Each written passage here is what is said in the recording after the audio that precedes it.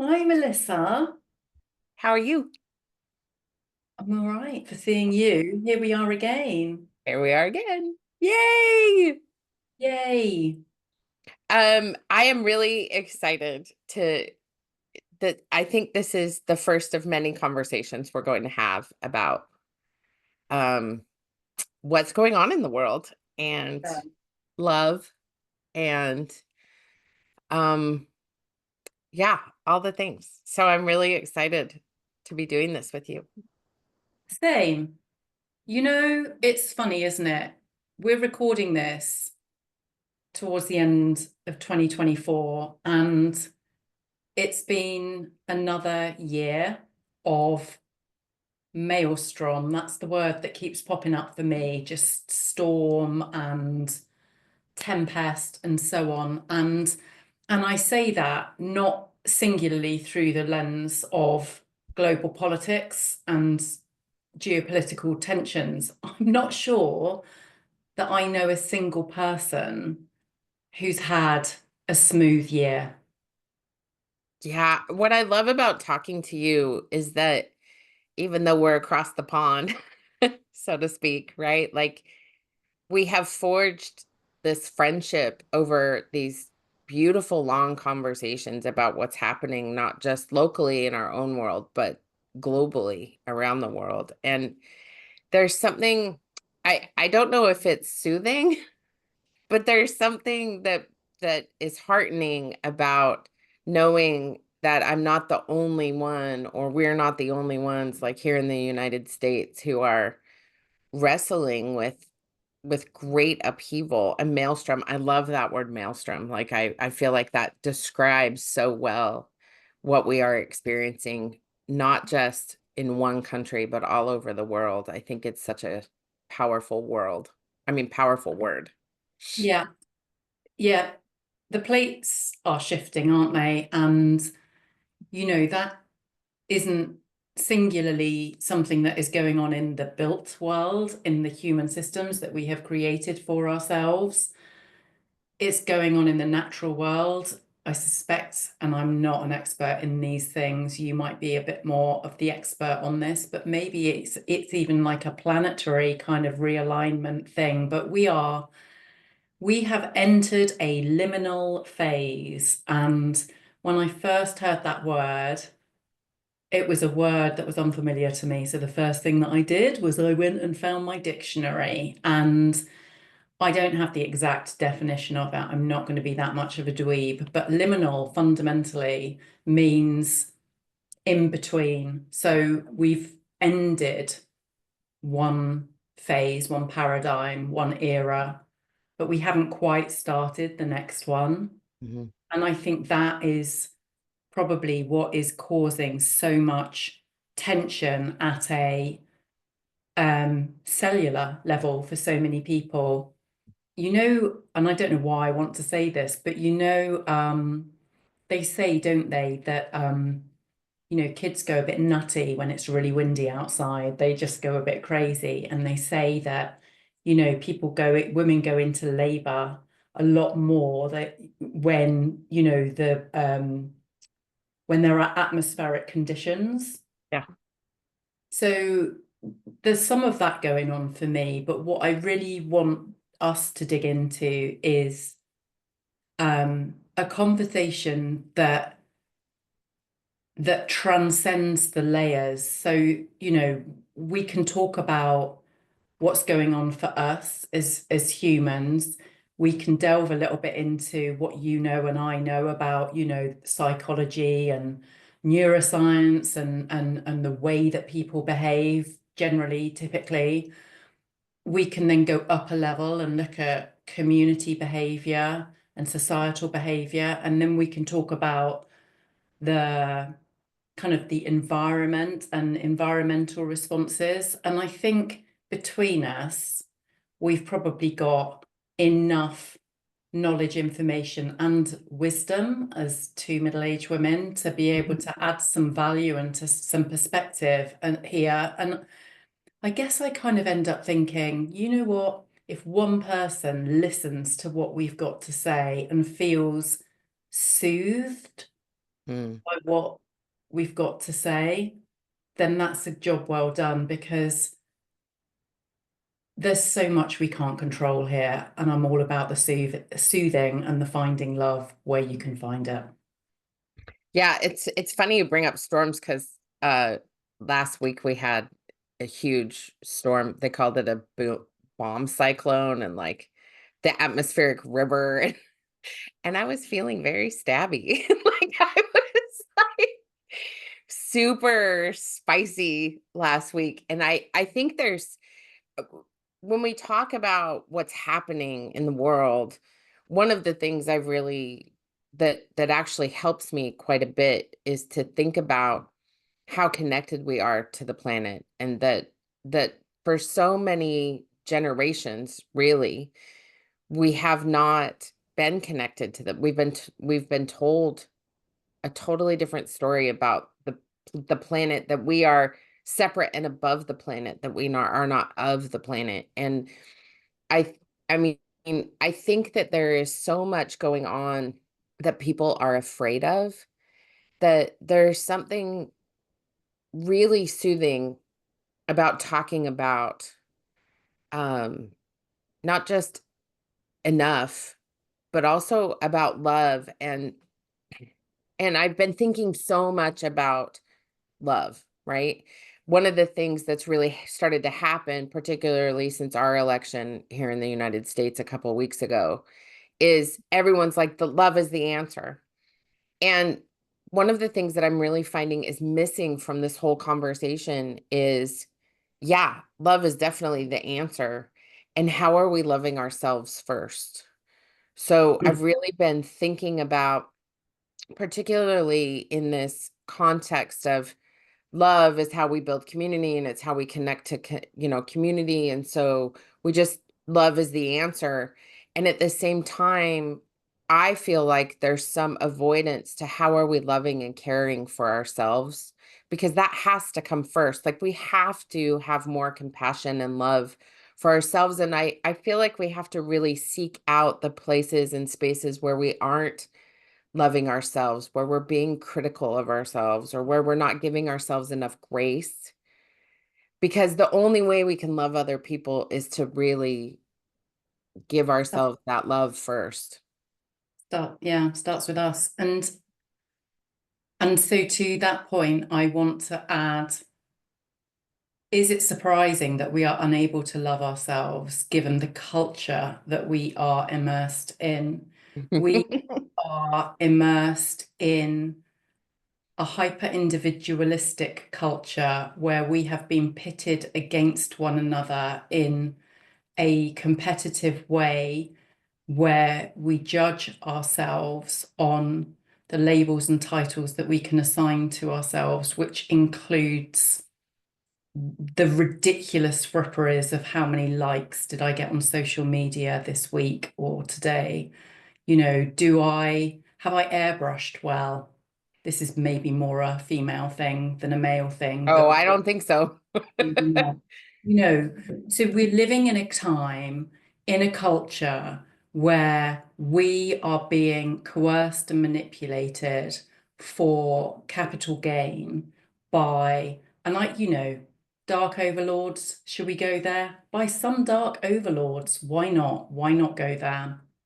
And in order to start the process of love, we have to see the water that we are swimming in, and we have to understand that, everything that we might feel about whether we've got enough money to cover us this month, whether we're in the right work, whether we've even got access to work, like all the things. Am I driving the right car? Am I going on the right holiday? Am I eating at the right restaurant? Am I reading the right books? Am I listening to the right music? Am I wearing the right clothes? That is a made up construct where, you know, where conglomerates and corporates want us to behave in a certain way in order to sell us more shit that we never needed in the first place. And by the way, if we acquiesce, if we do what is required of us, we become more malleable. Algorithms do not like outliers. They don't want outliers. They don't want anybody expressing their personhood or their individuality. So your point about love beginning with us at the individual level, I love that. I think let's just see where we're at and acknowledge that our culture doesn't allow. This is a word that's come up for me in conversations that I've been having in my professional work the last fortnight, and I love it. I was unfamiliar with it at the beginning. Now I'm like, oh, I keep hearing it. Spaciousness.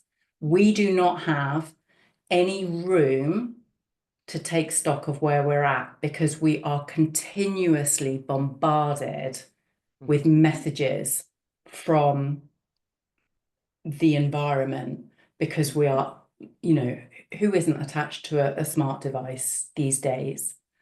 So it has to start with us, but actually also, and you and I know we've talked about this as well, there's some brilliant research that has been undertaken by a professor of psychology in your country, in the United States. So her name is Barbara Fredrickson, and she works at University of North Carolina, Chapel Hill. And she's written a book called Love 2.0, which digs into the neurochemistry, the biochemistry of what they believe love is and what happens in the body at a cellular level when love manifests. And first, which we can talk about, the Disney-fied version of love is a very capitalistic, consumerist ideal that isn't really what it's all about. But the other bit that I think is so interesting is that the way it is explained in that field of research, it shows that love and human connection is an essential building block of well-being, life, longevity. Like if we don't have access to it at a cellular level, we start withering. Mhm. And one of the things that I think is so interesting is that like I've been thinking about what keeps us disconnected, right? Like I went off social media this year. Like I made the conscious decision to just get off of it. And Mm-hmm. I didn't like delete, I deleted a couple accounts, but like it wasn't like I was like, I just stopped. And it my kids even noticed. Like my kids were like, "Mom, you're so much calmer." Mm-hmm. And I've been running my whole entire business on social media for years. Like ever Mm-hmm. since I started my business like 7 years ago. And I think there's something so I was just okay, I'm going to go on a roundabout tangent here, but I was just listening to an interview with Joan Baez, and I was thinking about how like Joan Baez was like, Can I just, arrested. but for our younger listeners, would you like to explain? Just because. I'm going to explain. That's what I'm getting into. So in the 60s, Joan Baez was a protest singer and a folk singer, and she was really involved in anti-racist work here in the United States. And she's amazing. She's just delightful. And but like she didn't need social media to get her message across, right? Like people saw her, people saw who she was, and she got in a lot of trouble for it. I mean, she got arrested for it. She got investigated by the federal government. She got in a lot of trouble for it. So I was thinking just last night, I was like, why is it that we are buying into this idea that the way to connect and the way to get our message across is solely through social media? And which is not a loving space. Like it is not a compassionate. There were moments, there have been moments where I've connected with people online that have turned into real authentic relationships where I have experienced love and friendship and connection. And recently those experiences have become further and farther between. Mhm. And and I really want to I want us to there's no one right way to do anything. Yeah. And I think that's what is really starting to freak people out is that that we know that there is that we're craving really authentic, beautiful connection in this liminal space.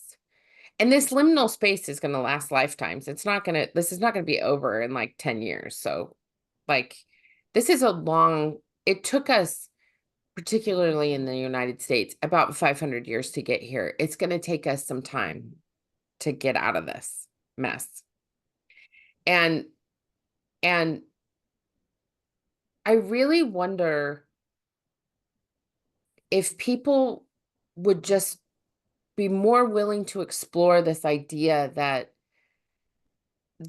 if what we're craving is authentic connection, we have to connect with ourselves authentically, like warts and all, messiness and all, because which isn't like we have this weird, like we've been told to be radically individualistic and also that loving ourselves is selfish, that we have to put everybody else, I think particularly for women, to put everything else first before we can reconnect back to ourselves. And I just really wonder if some of what we're witnessing right now with well, what do we do now? Well, what if we didn't have to do anything now except for like just breathe and Yeah. look around us and go, oh, now I know what to do. So, two things that immediately spring to mind. Uh, we live in a culture that promotes rugged individualism, Right. hyper individualism, and it a culture that also ascribes homogeny and promotes perfectionism. So, on the one hand, we all have to stand out, and on the other hand, we all have to be good girls and good boys and just play the game, right?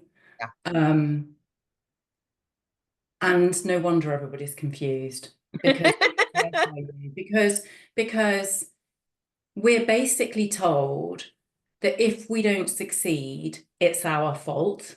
Yeah. And then we're also told um, that we should, yeah, that we should bring our whole selves to work, but then we get fired for bringing our whole selves to work. Right. Um, and and who the hell are we supposed to be when we are slammed day in, day out by images that appear on social media that tell us this is what everyone's doing now? Like, I was having this conversation with a friend of mine yesterday about The Breakfast Club. The Oh my Breakfast God, the best movie ever. by film. And we were just having a conversation about when I was 15, actually, I was 14 when it came out. I wanted to be Ali Sheedy. I wanted to be her character because she was an edgy dropout. You know, I loved the Molly Ringwald character, but she was like a perfect girl. And that was the whole point, wasn't it? That they were archetypes that were brought together into a Saturday high school detention. And it was kind of the whole point of the film. Who was the director? John somebody, I can't remember. But Um, the no, whole point of the film was to get don't ask behind. me that. I know, I'm so sorry. But the point being that we are slammed by all of these competing John narratives. Hughes. It was John Hughes. Sorry. Well done, brilliant. And we don't have time or space to process any of that. And if I was to give one message to our listeners today, I'm like, who gets to decide? Because it shouldn't be anybody else but you. Mm-hmm. You have to live the life that is the truest life that you can conceive for yourself. um, it's nobody else's business as long as, and I, as long as you're not doing any harm to anybody else. I kind of feel, that we all have our individual paths to live within the confines of a degree, a degrees of humanity. Don't do any harm to anybody else. Don't Ideally, I don't want you to do harm to yourself, but if that's what you choose to do and you're not harming anybody else, who am I to stand in your way of that? But the point that I'm trying to make is there are so many conflicting societal messages now that it's almost impossible unless you are able to take a big step back and create a space for yourself to reflect on all of this stuff, back to seeing the water that we're swimming in. You can't possibly know.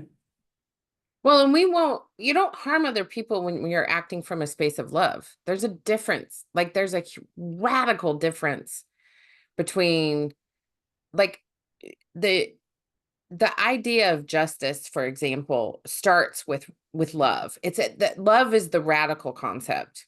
You can't, it's impossible to harm yourself or other people when you operate from a space of love, not romantic love, but this true idea of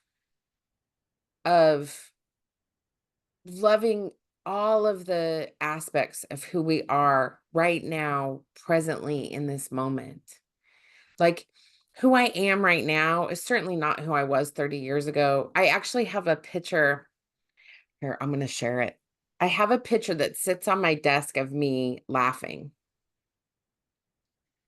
And that's you when? That's me. Oh my God, I was 20. So like Oh, 30 years ago. And I keep it on my desk because I'm thrown back in exaltation. I'm laughing hysterically. And one of my friends took a picture of it. And there's something so remarkable to me about when I'm truly in love with this whole story of who I am and who I've become. I don't have to be perfect. And in fact, I can be radically imperfect because perfection is something that was created by man.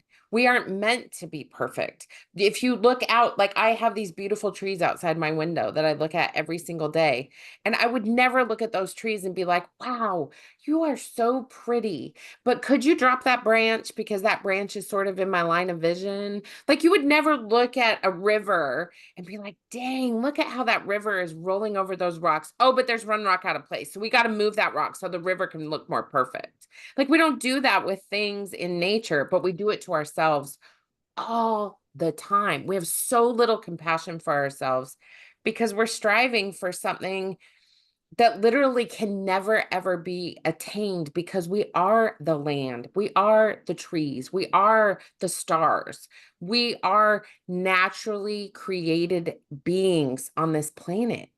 We are not separate and above the planet. We are not superior to it. We are of it. We don't have dominion, but we've been sold this narrative that we do. And I think that is one of the things that causes such disconnect for people is they're constantly pushing to be totally out of alignment with our natural state of being. And that's how you control people. That's how you justify domination and control is you convince people that they have to be perfect. And we line them up against some goalpost that just keeps moving constantly because it has to keep moving constantly in order to maintain power and control. And I think mm, that's what is happening right now. I think we are in a time.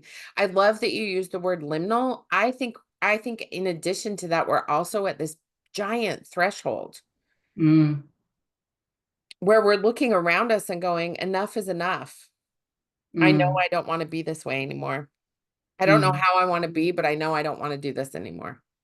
Yeah, I agree.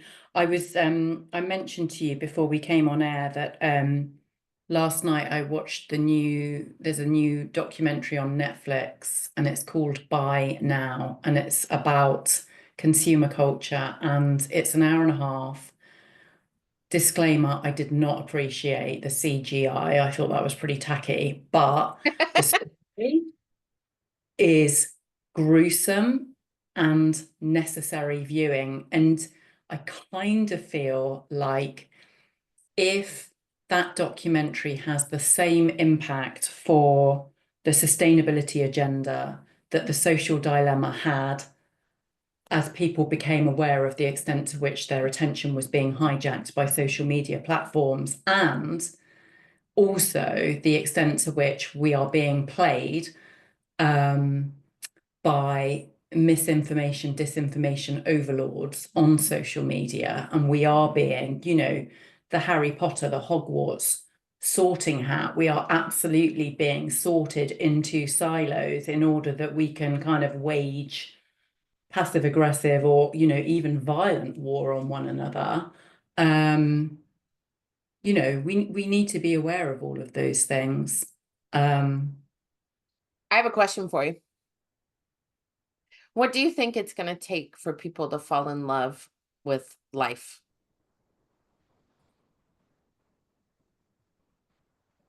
Wow. Life as it is right now.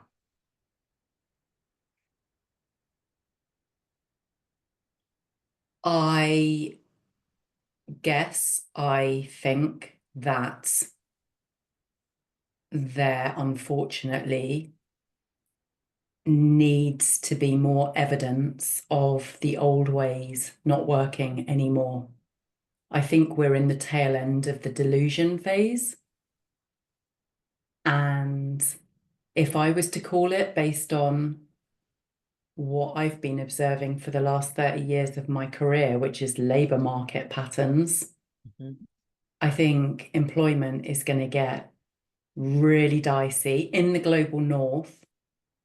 Unfortunately, and I know that I'm going to upset some people, but unfortunately, I don't believe that Donald Trump has got a crystal ball, and I don't think that he can make America great again, because I think the issues that North America has are more systemic and endemic of the developed world that is grinding slowly to a halt. It's kind of come to the end of its capacity and it's, breaching its limitations. So for me, the question of what will it take for us to fall in love is a question of waking up to the reality of our situation. And I'm not quite convinced that we've reached the dark night of the soul yet. No. Is that a good enough answer? I think it's a really interesting answer because I feel like so much of what we are reckoning with right now is that we have become a planet that is deeply intertwined with itself. We are all intertwined. Like, I think during COVID, we went through a global grief cycle Mm, where we all at the same time simultaneously were grieving. And the last time that happened was in World War II, where the whole planet was grieving for what was happening globally around the world. And I wonder, I wonder if what we are being really invited to explore is this idea that we are in darkness, and you cannot have darkness without light. Like, it doesn't, you can't experience joy without sorrow, you can't experience love without grief. Like, I wonder if we invite people to start to think about just this idea of sometimes it's okay to be in the darkness. Sometimes it's okay for us to not know what's coming next. And if we have self-love and self-compassion for ourselves and other people, then what starts to happen is that we collectively connect on some level. We don't have to like connect with the world, but on some level, it starts to allow us to just surrender to the knowledge that we don't really know what's coming. And if if we give over to that, then then there's something that can carry us through what we're going through as a planet. And I had a very interesting conversation. I've been involved in these conversations with people from the opposite political spectrum as me. So I tend to be classified more as a liberal Democrat in this country.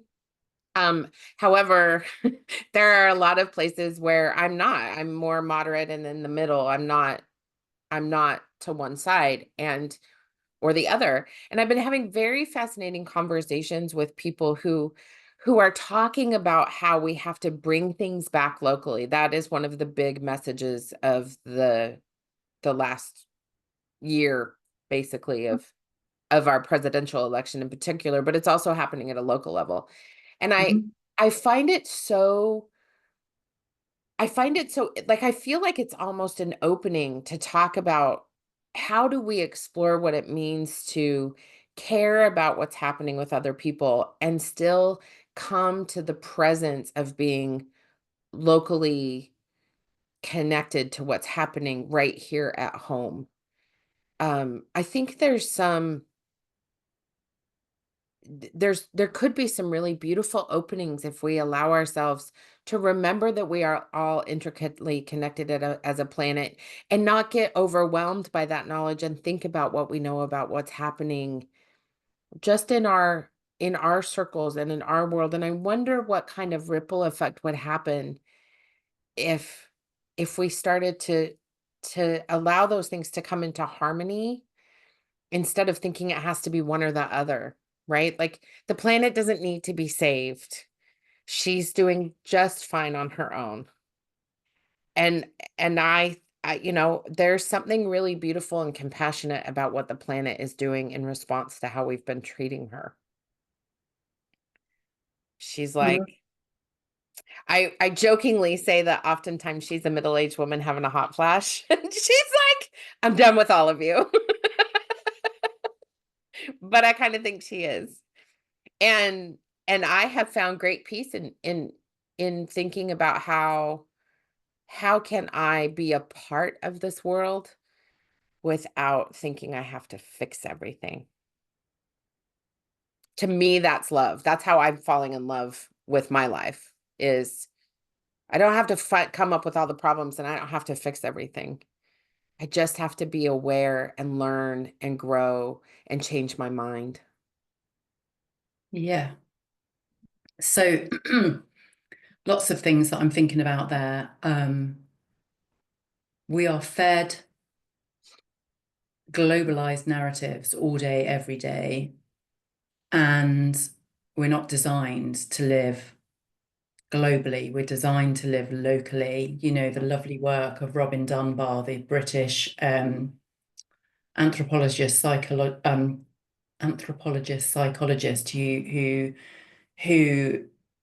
came up with the concept of Dunbar's number, you know, that it is not feasibly possible for a human brain, and yes, there will be a few outliers, but the average human brain can only remember between 150 and 180 faces Mm, in any kind of meaningful way. So that is the case that, you know, you might remember a name, a face, and you might think, oh God, I recognize you. I can't remember your name. How do I know you?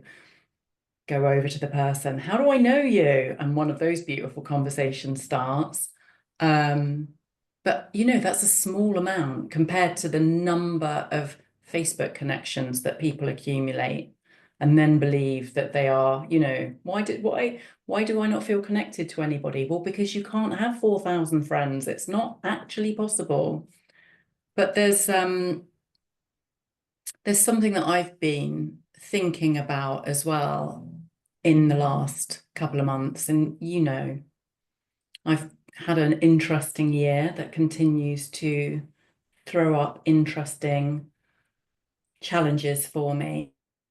And I've had several friends say to me, I don't know how you're managing to keep a lid on it all. And I've arrived at a point where, for me, what works is to focus on the next decent thing to do. Mm. The one next decent thing to do. And I was having a conversation actually this morning with somebody, and I'm not sure. I think she may have said the next best thing to do, and semantics, right? But the point being, again, we can never know what the reaction to our action will be. So that's like delusional thinking that you control the outcome of the action that you take.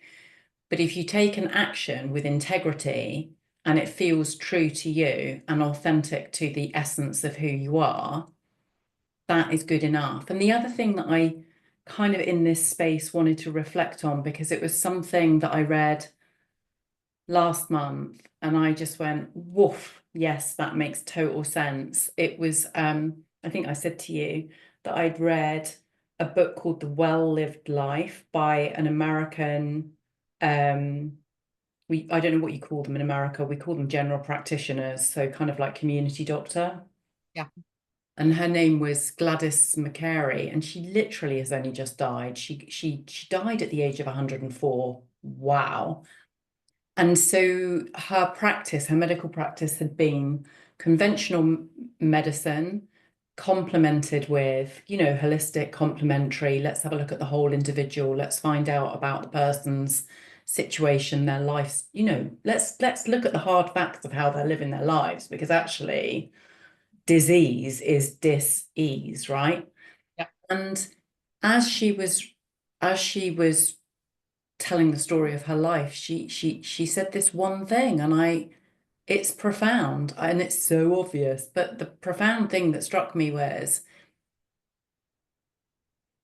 in nature, there is no such thing as standing still. Life cannot stand still.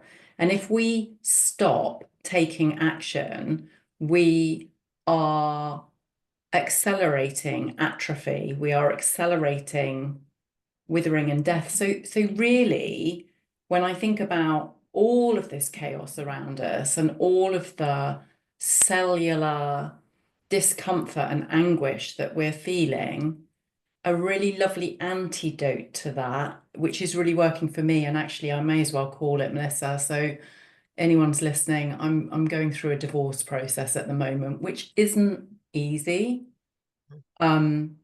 But what I have found really soothing and calming is this idea of just do the one next thing that is good and feels true to you. I think it's so interesting you say that, because there was a lot of, I really want people to know that sometimes that's about rest, right? Like, I ask myself this often, what is the next best thing? And I listen. And I listen to the first thing that pops into my head. And sometimes it's drink a cup of tea and read a book. And I'm like, but I should be performing. I should be doing something. I should be, you know, I should, with my shitty list of shoulds.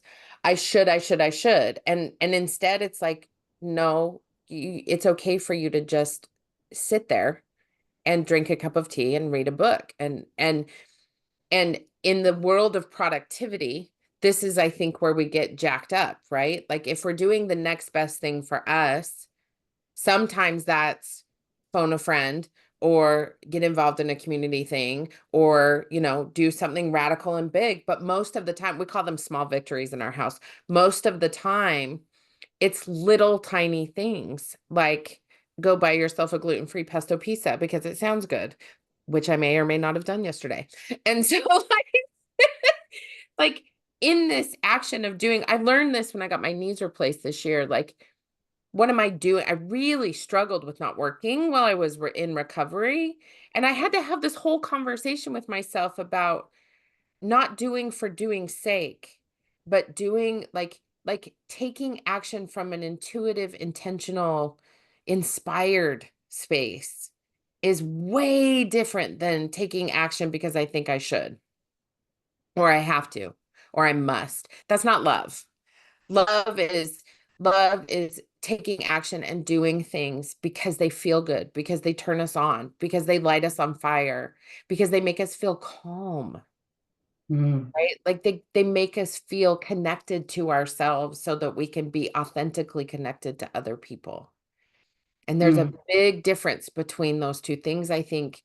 And I love this idea of the everything that occurs on the planet moves all the time, right? You can even see it in the wind. mhm, Even when it's calm, things are still moving. mhm, And there's something so beautiful about this idea that even when things are calm, mhm. the air never stops moving. The tides never stop. Tides never stop. The planet never stops spinning. Nope. We have to breathe in and out. Yeah. And we still breathe in our sleep. Like the thing that I think is so fascinating about our bodies is like what a loving and beautiful thing that has been bestowed on us as humans, that we don't have to do anything to make the blood pump. It just does. Mhm. It does. We don't have to do anything for that to keep going. So taking a breath, pausing, waiting for the thought to arrive, which will be the next good thing, the thing It to do. happens in like 5 seconds. That's enough. Yes. That's love. That's love. Just paying attention to what's happening here and here. Yeah. Heart, head, just being awake. The thing I love about the big deep breath in through the nose and out through the mouth is when you do that, like I feel like all the everything lines up. Like I feel it line me up in my middle. Hmm. And sometimes that's all I have to do is just take that nice big deep breath and feel myself line up in my middle and then I go, "Okay, I now I can do something else." And whilst you're doing that, your parasympathetic nervous system is just coming back to itself, isn't it? Mhm. And how lovely is that? Yeah, it's the anchoring into your body. The universe wants you to succeed. The universe wants you to be enough. Yeah, and the universe is the one who sets the standard, not the guy in the building and the CEO and all the things. It's the universe. Yeah. Yeah, lovely. Is there anything else that about love that you want anyone to know before we say goodbye to each other for this moment? I think love is going to be a consistent thread of conversation.